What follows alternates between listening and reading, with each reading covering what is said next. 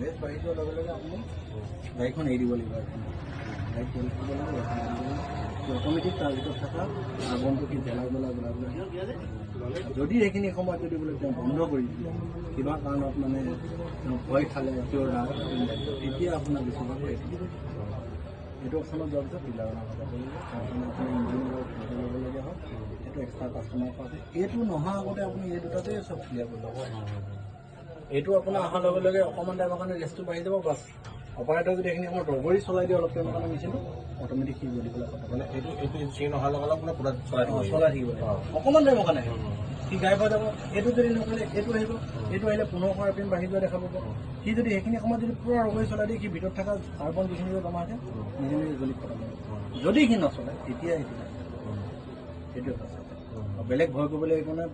BS4তকৈ BS5ত তেল কনজামশ্যনটো কম খায়, 12% মান কম কৰিছে। এনেই আপোনাৰ 3.5 পৰা 4 লিটাৰ ৰানিঙত ইয়াত 3টা আপোনাৰ অপশ্যন দিয়া আছে। এটা ইক' মোড, এটা স্পীড মোড, এটা পাৱাৰ মোড। এই 3টা মোডত আপুনি চলাব। ইক' মোডত চলালে তেল কম খাব, কাম প্ৰেছাৰ কমিব, কমকৈ তেওঁ আহি পাব। স্পীড মোডত চলোৱাৰ লগে লগে RPM একেটা থাকিব কিন্তু হাইড্ৰলিকৰ স্পীড বাঢ়ি যাব। অট'মেটিক ইঞ্জিনে মানে লৈ ল'ব পিকআপ। সেইটো পিকআপত তেওঁ একদম বঢ়িয়াকৈ চলাই দিব বোলে নাই তাতকৈ স্পীড লাগে।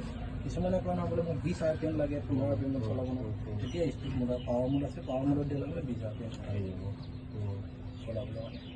আৰু বাকী ইয়াত দুটা অপশ্যন দিয়া আছে। যেতিয়া আপুনি হাইড্ৰলিকৰ কাম কৰিব এইটো দবাই ল'ব লাগিব, ৰাস্তাত চলালে এইটো দবাই ল'ব লাগিব। যদি এইটো দবাই আপুনি ৰাস্তাত চলালে গাড়ীখন লাহে লাহে গৈ থাকিব লাগিব। এইটো অকল হাইড্ৰলিকৰ কাৰণে দিয়া আছে, এইটো অকল আপোনাৰ ৰাস্তাত চলিবৰ কাৰণে। এই দুটাই বস্তু দিয়া আছে। বেলেগ এনেকুৱা আপোনাৰ চেঞ্জেছ একো নাই। খালি আপোনাৰ আগতকৈ ইঞ্জিনটো অকণমান সৰু কৰিলে কাৰণ কিছুমান বস্তু কৰিব যোৱাৰ কাৰণে আৰু অকণমান সৰু কৰিবলগীয়া আৰু চলোৱাবলগীয়া নহয়।